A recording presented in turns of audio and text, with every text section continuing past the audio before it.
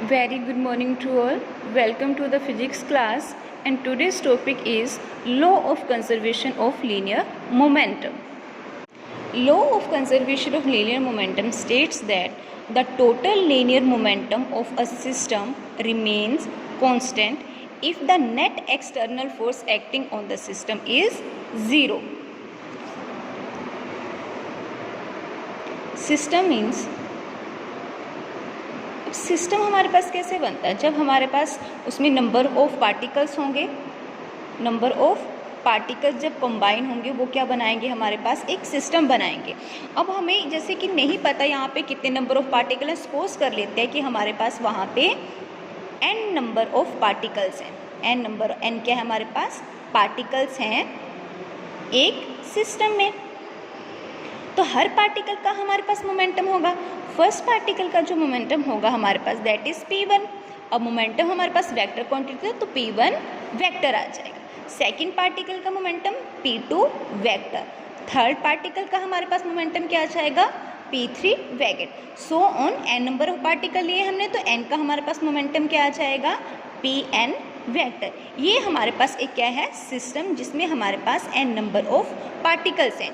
तो जब हम इन पार्टिकल्स का सम लेंगे, क्या लेंगे, इनका सम लेंगे, जैसे p1 vector plus p2 vector plus p3 vector plus so on pn vector, वो किसके इक्वल आ जाएगा, हमारे पास कांस्टेंट के इक्वल आ जाएगा। Okay, so according to this law the total linear momentum of an isolated system remain constant. एक system में कैसा सिस्टम लिया हमने, isolated system. What is isolated system, is system on which no net external force act. Means कि जब हमारे पास external force equal to zero होगी तो उस सिस्टम को हम क्या बोलेंगे, आइसोलेटेड सिस्टम। ओके, तो जो टोटल लीनियर मोमेंटम होगा हमारे पास किसका, आइसोलेटेड सिस्टम में, वो किसके इक्वल होएगा, हमारे पास कांस्टेंट के इक्वल होगा। And this is the law of conservation of linear momentum.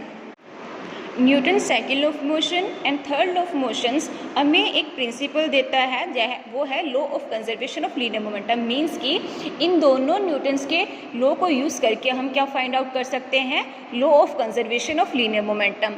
सबसे पहले हम क्या करेंगे, with the help of the Newton second law of motion law of conservation of linear momentum को ड्राइव करेंगे।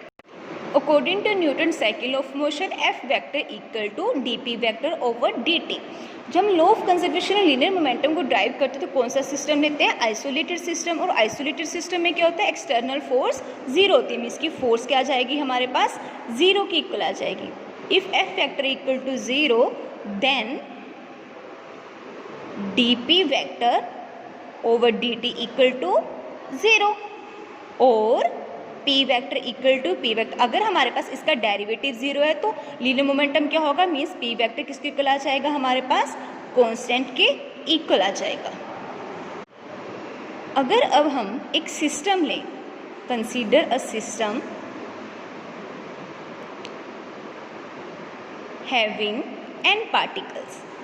अब सिस्टम में कितने पार्टिकल्स हैं, n पार्टिकल्स, ठीक है। तो उन पार्टिकल का मोमेंटम क्या आ जाएगा, हमारे पास p1 vector comma p2 vector comma p3 vector so on pn vector आ जाएगा। अगर हमें इनका टोटल निकालना, टोटल मोमेंटम निकालना सिस्टम पे, तो वो p वेक्टर के साथ डोनेट करेंगे तो क्या आ जाएगा, इनका sum p vector equal to p1 vector plus p2 vector plus p3 vector plus so on pn vector. Okay, f वेक्टर ext means for external force according to the Newton cycle law of motion। f external किसके equal आ जाएगा, dp vector over dt। Okay, और p vector हमारे पास किसके equal है, d over dt as it is. अब p की वैल्यू यहाँ पे हम पुट कर देंगे, p1 vector plus p2 vector plus p3 vector plus so on pn vector. Okay, अब क्या होगा next step, if f external equal to zero. System कैसा है हमारे पास, आइसोलेटेड सिस्टम, तो एक्सटर्नल फोर्स किसकी इक्वल होती है, जीरो की equal. Then d over dt, ये सारी टर्म हमारे पास किसके इक्वल आ जाएगी, 0 के इक्वल आ जाएगी। अगर इसका डेरिवेटिव हमारे पास 0 है then it means p1 vector plus p2 vector plus p3 vector plus so on pn vector equal to constant. Okay, which is the principle of law of conservation of linear momentum. यहाँ पे system था, एक system से हमने कर लिया, simply हमारे पास क्या होता है ये हम फाइंड करते हैं वहाँ से। इसमें क्या किया हमने, एक सिस्टम लिया है जिसमें हमारे पास n पार्टिकल्स हैं, तो उनका मोमेंटम जब हमने निकाला तो हमारे पास वो भी किसके इक्वल आ गया, कांस्टेंट के इक्वल आ गया। Thank you, have a nice day.